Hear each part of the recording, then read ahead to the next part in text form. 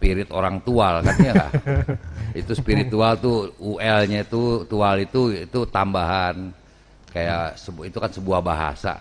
Iya. Ya spirit itu sebetulnya isinya ya semangat.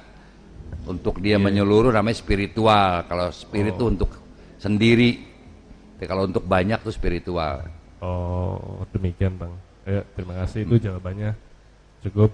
Dan kemudian apakah alam rasi ini bisa disebut alam atau bagian dari alam hakikat?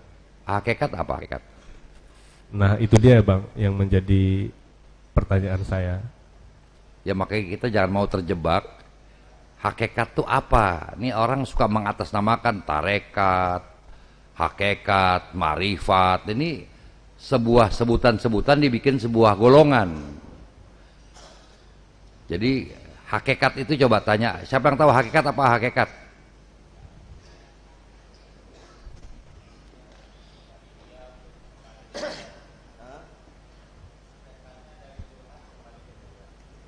Hakikat. Arti hakikat apa arti? Arti hakikat. Hakikat apa artinya? Coba. Ayo, ini, adek. Ayo, hakikat ya. Hah? Ya, itu nggak apa-apa pakai mic.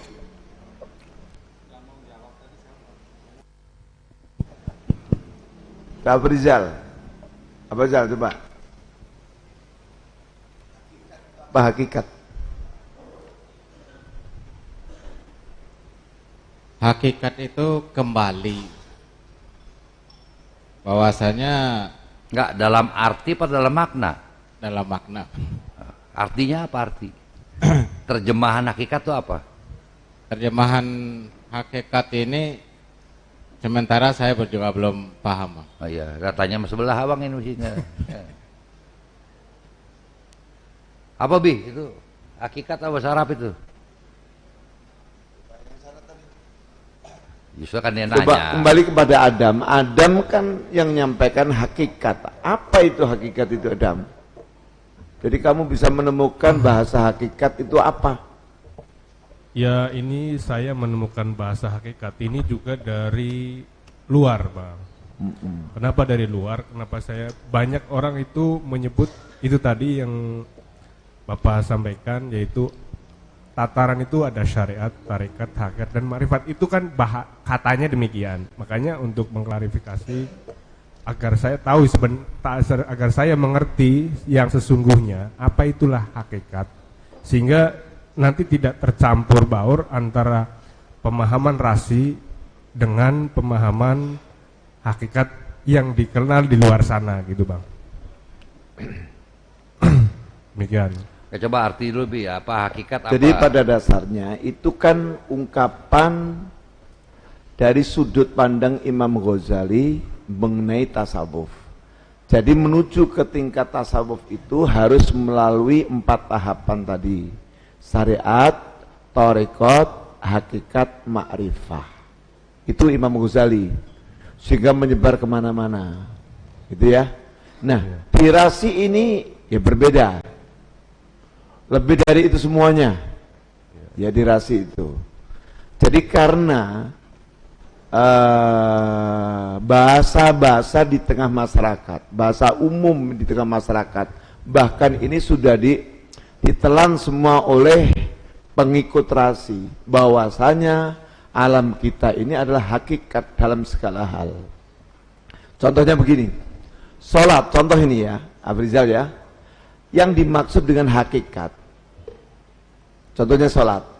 Hakikat dari sholat itu adalah tanha anil faksha iwal mungkar. Ya. Jadi hakikat sholat itu adalah mencegah dari perbuatan keji dan mungkar. Itu hakikat.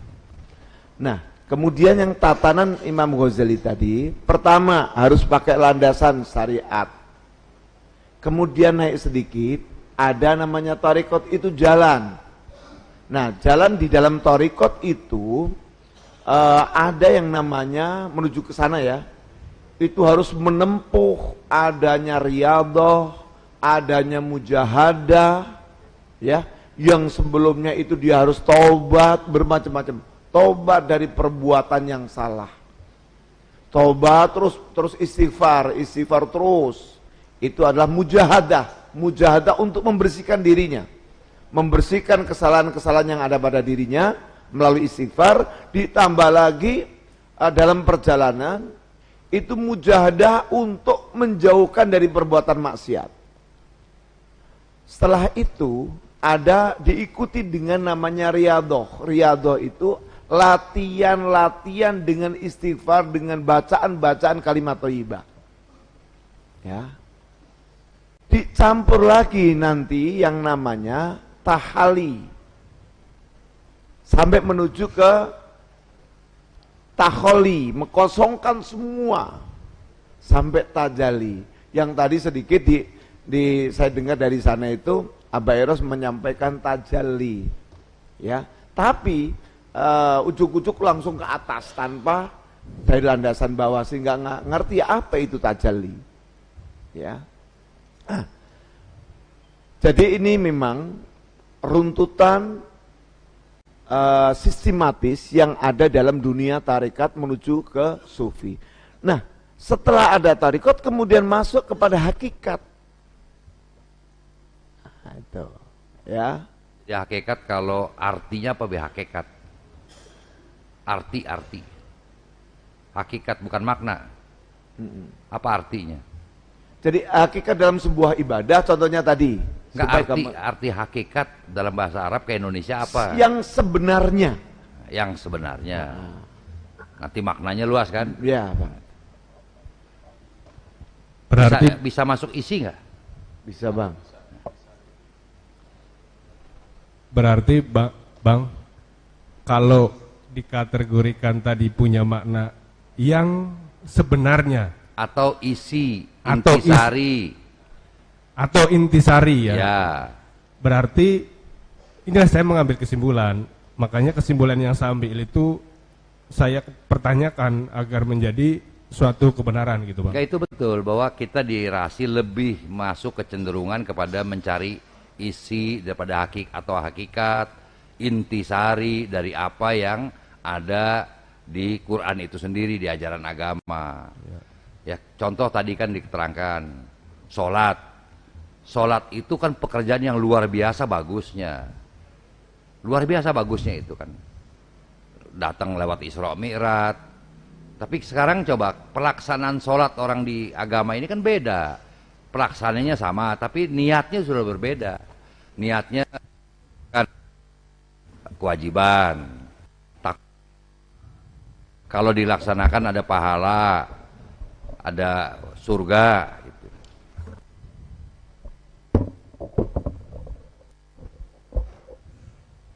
Jadi itulah yang dicari oleh para agamawan kita dalam sholat. Tapi kan isi intisari sholat sebetulnya hanya satu. Sholat itu mencegah perbuatan keji dan munkar. Seandainya orang Islam sholat dengan patokan mencegah keji dan munkar, kira-kira dunia damai nggak? Mungkin nggak Arab berantem dulu? Mungkin nggak para sahabat dulu Nabi bisa berantem? Berarti dia menegakkan sholatnya itu lain. Hakikatnya sama kita beda. Kita hakikatnya sesuai dengan Al-Quran tadi bahwa sholat itu mencegah perbuatan keji dan munkar. Sehingga orang sholat itu dia selalu dalam satu hari 5 kali introspeksi diri, evaluasi diri. Luar biasa hebatnya. Tapi karena sholatnya isinya menggugurkan kewajiban, inilah perintah, ada pahala, ada barokah, ada surga. Jadi intisarinya hilang. Jadi bukan sholat yang salah, pemaknaan yang salah, sehingga semuanya jadi lari. Nah, di kita coba di Rasi ini lebih mendalami intisari daripada sesuatu yang kita yakin, yang kita imani. Jadi itu bisa dibenarkan kalau kita memang mencari hakikat daripada sesuatu pelajaran apapun. Ya Adam? Siap, Bang. Ya, jangan ragu itu. Yap, siap. Terus pertanyaan Dwi ya tadi, ada tidurkanlah akal. Ya. Ya. Apa itu maksudnya? Itu abang kutip tuh bahasanya Aki itu. Ya di mana? Mau protes di mana itu? Tadi pertanyaan itu apa, Dwi, apa tadi? Tidurkanlah akalmu agar terlelap dalam nyenyaknya. Nah itu abang kutip bahasanya Aki. Sampai pernah nggak tidur, akalnya tidur, pernah nggak? Pernah nggak merasakan akalnya tidur? Ya setelah saya tahu itu ya akalnya saya tidurin, Bang. Kalau saya tidurin. ditidurin nggak Itu enggak. bisa. Lagi tidur, jangan ditidurin, bahaya ntar. Oh gitu. Oh, iya. Gimana? Lagi tidur maksudnya. Enggak, lagi apa itu namanya? Lagi melek begini, akal saya tidurin gitu Oh, loh. ditidurin, pakai apa tidurinnya? Ya maksudnya udah nggak mau memikirkan sesuatu gitu. Jadi sampean pernah tahu kalau akalnya tidur? Ya nggak mau memikirkan sesuatu itu kalau menurut saya tidur. Itu belum tidur, itu baru mulai menjinakkan. Kalau kita tidur kebanyakan akal kita juga ikut tidur kan. Iya, Ya. iya, Nah, betul. kalau kita dalam keadaan sadar bukan tidur, Iya. mencoba menjinakkan, mencoba mengendalikan. Gitu. Itu maksudnya, ini bahasanya Aki. Jadi kalau kita mau masuk ke dunia ketuhanan, tidur lelapkanlah akalmu. Ketika engkau berhadapan dengan manusia dan dunia ini, gunakan akalmu setinggi langit. Oh gitu. Ya. Ya kayak kita lagi ibadah, lagi zikir, lagi tafakur, jangan pakai akal lagi. Oh gitu. Ya, pakai dengan rasa kita sendiri. Supaya apa? Supaya apa yang kita sebut menjadi nikmat. Iya, iya. Ya. Iya, Bang. Amin. Sama ini Bang, tambahan, Bang. Ya. Nah, kan setelah saya pahami dari kemarin di rasi ini, masalah jiwa itu kan kalau menurut apa itu namanya pemikiran saya setelah saya ikut diklat ini, itu kan kayak komponen TV itu tadi ya, komponen TV, jasad itu bentuknya, jiwa itu komponen. Halo, listrik itu kan rohnya gitu kalau menurut saya, Bang. Nah, kan katanya yang merasakan nikmatnya surga dan neraka itu si jiwa. Nah terus kalau kita udah mati, berarti kan komponen itu rohnya diambil, berarti komponen itu kan mati, Bang. Gimana kita bisa merasakan, Bang? Sampai udah pernah mati? Belum. Belum. Kalau belum pernah mati jangan dibahas. Nanti kita ngarang-ngarang. Ya. Belum, Bang. Jadi kita ngarang-ngarang nanti. Oh, gitu. Kecuali sampai pernah mati, ya monggo silakan dibahas lagi, nggak apa-apa. Oh. Atau memang mau mati, nggak apa-apa. Oh. Ya. Jadi coba kita batasi, ya. Kita batasi, kita sederhanakan dulu cara hidup kita beragama juga. Di alam rasi kita sederhanakan dulu. Bahwa kita secara global ada empat kehidupan. Ada alam rahim, alam di kandungan ibu. Ada alam dunia yang sekarang kita sedang hadapi. Ada alam barzah, alam pertengahan, alam perbatasan namanya. Yang di alam kubur tadi kan. Ada lagi alam akhir, alam akhirat. Jadi alam barzah ketiga, alam akhir keempat kan? Di situ pun di Quran diterangkan bagaimana Allah menerangkan ada azab kubur, mengenai surga neraka, diterangkan. Allah menerangkan kepada kita. Yang bisa Allah bisa memberikan apa? Memberikan pemahaman untuk siapa? Untuk akal kita kan? Untuk otak kita. Sedangkan otak manusia, akal manusia tidak akan mampu menerobos sesuatu yang tidak nyata dan tidak wujud, yang tidak ada. Jadi alam barzah, alam akhirat cukup diimani. Ya, bukan diyakini loh, jangan salah. Cukup diimani, cukup kita percaya. Kita percaya bahwa alam itu ada kedua-duanya, tapi jangan coba-coba berpikir tentang itu. Karena apa? Akal kita tidak pernah mampu masuk ke dunia itu. Nah sekarang para ulama-ulama besar, ada pembuat hadis, dia dengan keterangan Allah yang ada di Quran tadi, dia bikin lagi sebuah cerita seolah-olah dia pernah masuk ke sana. Dan kalau sudah masuk ke sana, parameternya apa? Nanti kita masuk ke dunia ilusi. Cukup alam barzah, alam akhirat cukup kita imani. Ya bukan diyakini loh. Awas, ada perbedaan kuat di sini antara iman dan yakin. Tapi yang perlu sekali kita kelola dalam hidup ini adalah akal pikir kita dalam dunia. Itu yang harus kita pikirkan dengan baik. Maka di alam rasi, stop cerita soal mati. Karena apa? Belum pada mati. Ya. Jadi kalau belum pada mati, jangan cerita lagi, percuma. Kita ngarang semua nanti. Terus tambahan lagi Bang nih Bang.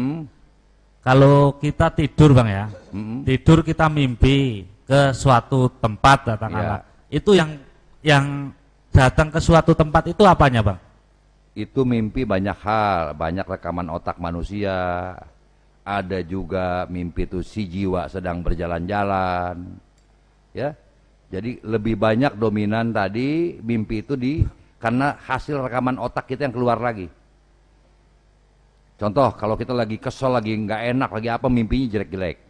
Atau kita lagi panas dalam, lagi kurang sehat, mimpinya menakutkan. Ya nggak? Iya Bang, iya. Kalau lagi jatuh cinta, mimpinya gimana? Indah. Asik kan? Nah itu alam pikir ya. Kalau alam jiwa itu memang kadang-kadang jiwa itu juga dia keluar, dia kemana-mana. Nah, itu yang dibilang orang tuh deja vu itu. Ya, deja vu itu namanya bukan? Jadi dia seolah-olah pernah ke satu tempat dan pernah lihat, padahal jiwanya yang sedang jalan-jalan. Maka orang tua dulu bilang kalau kamu tidur mukanya jangan dicoreng-coreng, nanti nggak bisa balik lagi katanya. Kata orang tua dulu. Itu kan sebetulnya orang tua tuh tahu bahwa ketika kita tidur, sang jiwa kita suka berkelana. Nah kalau dulu abang, sang jiwa abang berkelana ke tempat jamu-jamu. Tahu jamu? Nah, itu pinter jamet tuh. Orang jamu obat janda muda coba. Cepet itu ya enggak?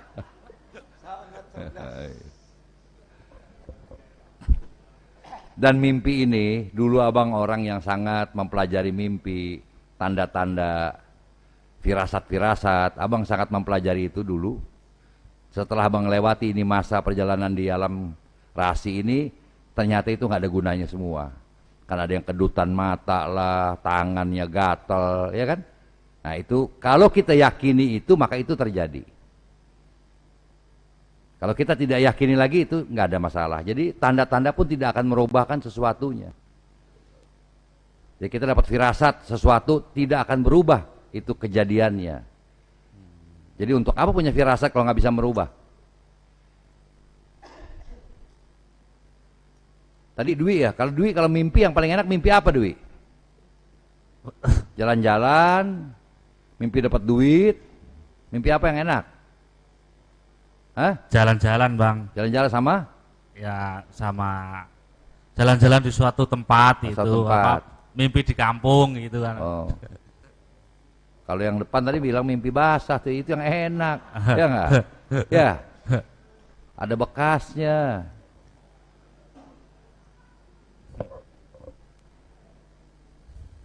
Cukup Dwi? Cukup Bang. Makasih. Nah Eko tadi pertanyaan apa? Sholat goib. Eko tadi. Hah? Sholat apa? Sholat apa tadi pertanyaannya? Terima kasih. Ingin dijelaskan tentang sholat daim, Pak. Oh daim. Ya. Oh bukan jaim. Yang benar apa itu? Ada sholat jaim ada. Jaga image ya nggak? Terima kasih, Pak. Sholat daim, abang nggak ngerti sholat daim itu apaan itu?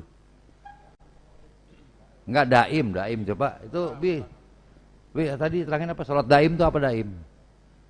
Itu siapa? Mas Eko, Eko, ya. Menemukan di mana itu sholat daim? Tadi mungkin barangkali saya salah dengar. Tadi waktu Bapak Eros menjelaskan menyinggung masalah sholat tersebut. Iya, mohon penjelasannya, Pak.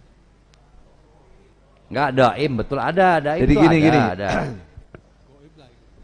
Sholat daim itu pernah dilakukan oleh Sunan Bonang dengan Sunan Kalijogo. Jadi sholat yang dimaksud sholat di situ adalah as-sholatu dzikr.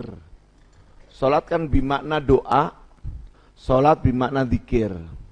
Sholat secara istilahi itu adalah miftahut takbir awing kidoi taslim, ya, yang kemarin sedikit saya singgung.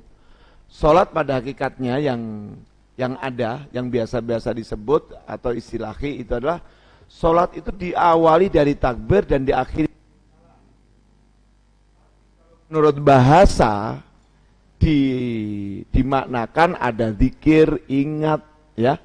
Nah, sholat daim ini dihubungkan dengan zikir tadi. Ya, karena sholat itu bimana zikir, zikir itu mengingat. Nah, dan dinamakan sholat daim. Tuh ya. Ya, mengingat selalu di mana saja berada ingat dan zikir.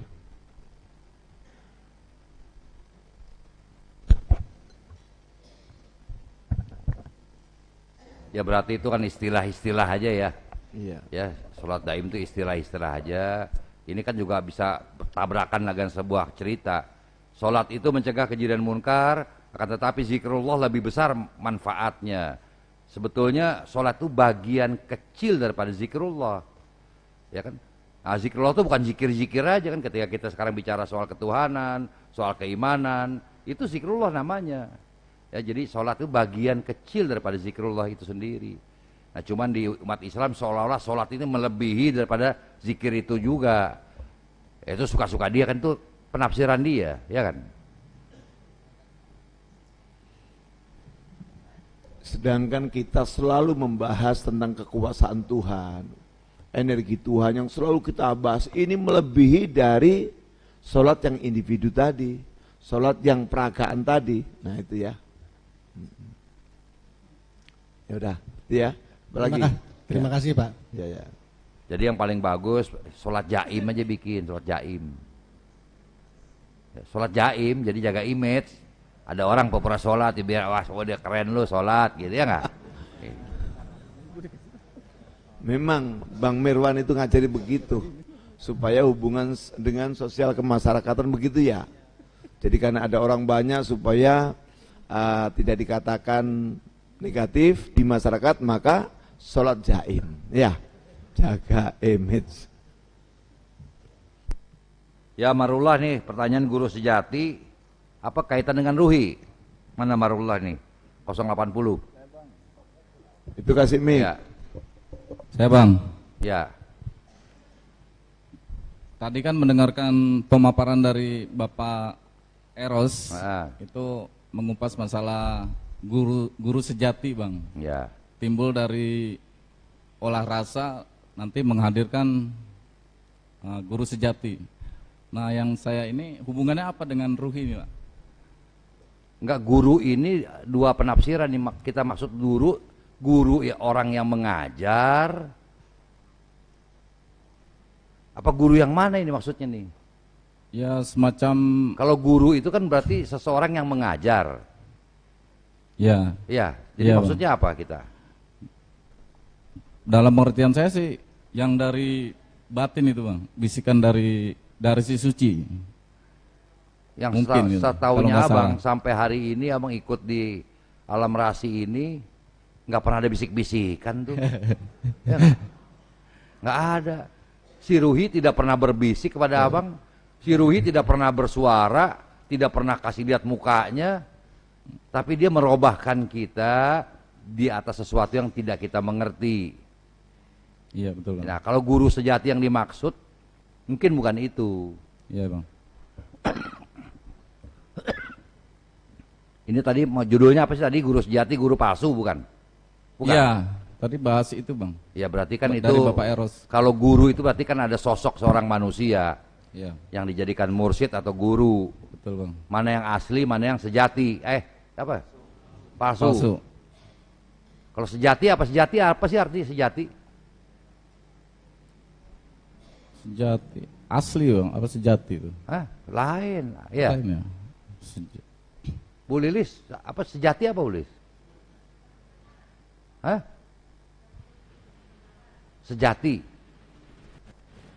Apa iya?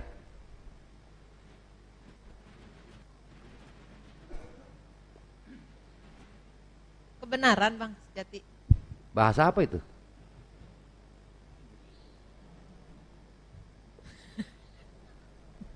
Sejati itu bukan hampir sama dengan abadi. Beda kali Bang. Beda. Beda. Coba kasih kalimat yang lain sejati coba. Laki-laki sejati, masa abadi? Benar kan? Benar. Kebenaran benar kan? Benar ya. Jadi kalau laki-laki benar, kalau laki benar apa enggak? Kalau laki-laki benar gitu, sejati gitu. Kalau laki mah bahasa Betawi mah suami kan ya? Berarti laki-laki sejati itu suami benar gitu kan? Oh bukan, Gitu ya? namanya laki-laki itu kan jenis.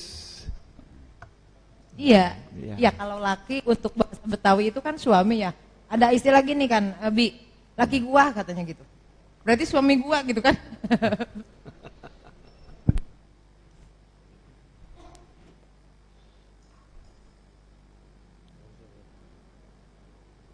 Jadi ini kalau tadi maksudnya guru sejati, ya kan maksud tadi kan kalau sejati itu jadi benar, ada guru yang benar, sebenarnya ada guru yang kurang benar atau palsu, ya kan?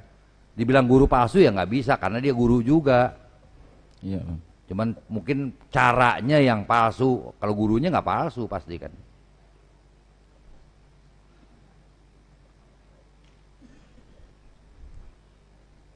Jadi jangan dikaitkan lagi bahwa Ruhi ini seolah guru sejati. Oh iya, Bang. Ya itu tinggal itu tergantung kita mau cocologi kemana sih, boleh-boleh aja lah. Bebas-bebas aja itu.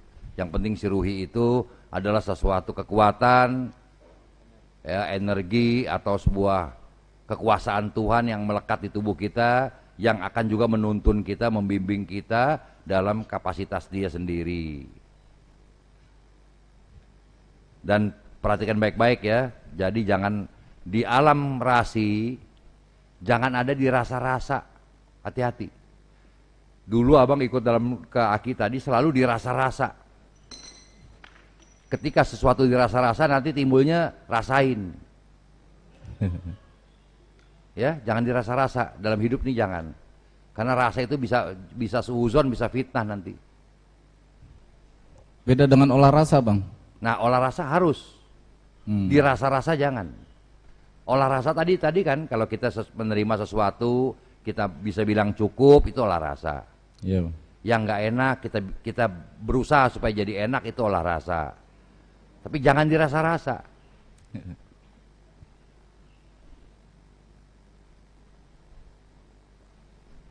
Nah, ini ada pertanyaan menarik dari Pak Surato nih. Ya Pak Surato ya. Jadi masuk di rasi karena anak sakit. Mestinya jangan masuk di rasi, masuk di RS. Rasi juga sama, rumah sakit. Ya. Ini memang kadang-kadang banyak cara, banyak jalan kita menemukan alam rasi ini, alam kita ini, ya karena sakit, karena masalah hutang, masalah jabatan, masalah rumah tangga. Banyak jalannya menuju ke situ. Tapi harus dicukupkan pengetahuannya.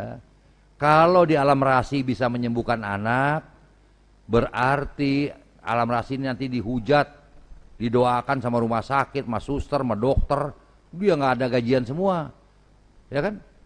Orang rasi dia bisa nyembuhin semua kan, mati tuh rumah sakit semuanya. Berapa banyak karyawan yang terlantar.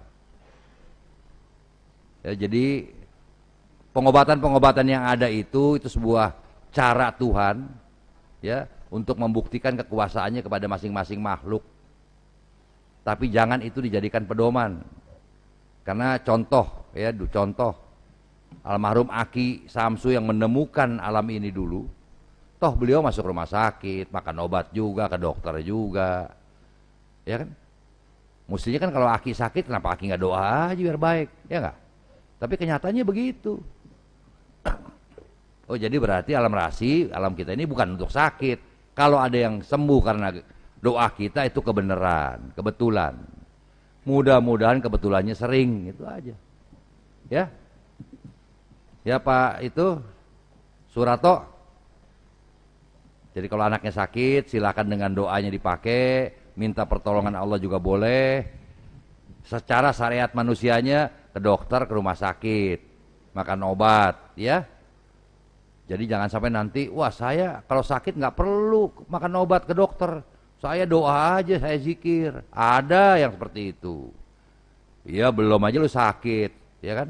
Karena abang ingat dulu waktu abang ikut Aki tuh kemana-mana selalu bawa bodrek. Kalau dia udah nggak enak, Bul mana bodrek? Bodrek tuh Aki. Nah, kita anak buahnya Aki, masa ngelebihin Aki sih? Ya kadang-kadang ada pemahaman yang terlalu melompat. Tapi pada satu saat dia sakit baru dia tahu. Terpaksa kan ke dokter juga, makan obat juga. Tuh. Makan tuh keyakinan tuh, ya nggak?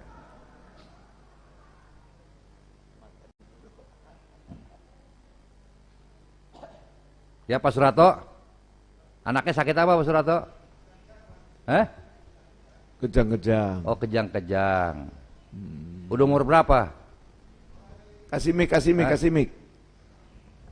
Mulai kelas 4 SD.